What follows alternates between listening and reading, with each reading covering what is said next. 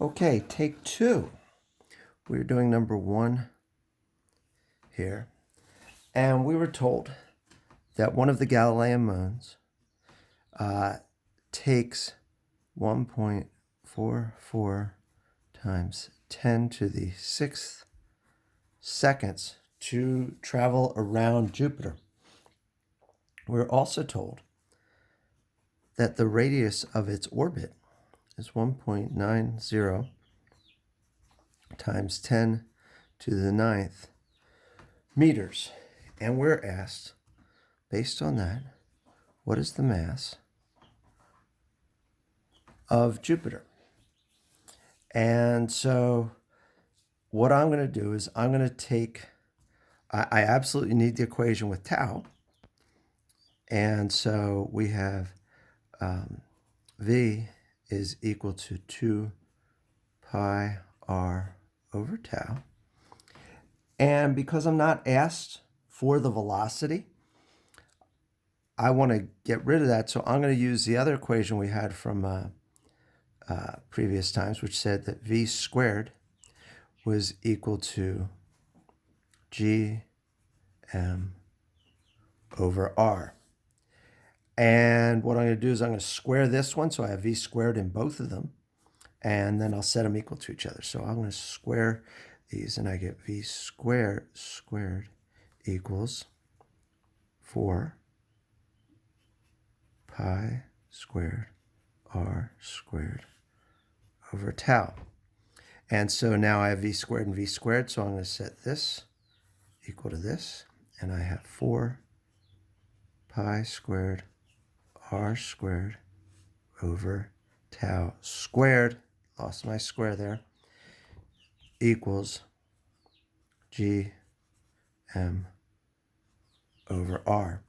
I want M by itself. I have G over R here. I'm going to multiply by the reciprocal. R over G, multiplying R over G. That's multiplication. So these cancel, and I end up with 4 pi squared R times R squared is R to the third over GT squared. And that is equal to the mass. Several people yesterday had an issue where they took this R and raised it to the third power, and they didn't do it correctly. What they did was they took their 1.9 times 10 to the 9th, and they raised this part to the third power instead of the whole thing. And so they still had a 1.9 here times 10 to the 27th. You need to cube this. And when you do cube that, what do you get? It's 6.859. It should be 6.859 times 10 to the 27th. Okay? So you got to be careful. A couple of people did the same thing with tau squared, where they squared the 10 to the 6th, got 10 to the 12th. They didn't square this. Okay, you've got to square both. So when we plug in our numbers here, we end up with our mass equaling about 1.9, it's like 5.7 or something, 1.96 times 10 to the 27th kilograms. Okay, we were not asked for velocity. We could have found it back up here. We have R and tau. So if we put them in, we can find that the velocity was 8,290 meters per second. Okay? So we want to have that for 1. Now for problem 2, we're going to use this mass that we found and find out how far away from Jupiter and how fast it would need to be traveling for us to have a satellite in similar to geosynchronous orbit. It would not be geosynchronous on Jupiter because geo means Earth, not planet. I think we would have to go towards what's it called? The Greek god. So Jupiter is the Roman god of, or the king of the Roman gods. His equivalent in Greek was Zeus. So it has something to do with Zeus for the Zeusio-stationary orbit or something like that. Okay, so we're using the mass we found. Mass was equal to 1.96 times 10 to the 27th kilograms. And we're told that the Jupiter day is equal to 9 hours, 55 minutes, and 33 seconds. We need to multiply hours times 3,600 seconds per hour.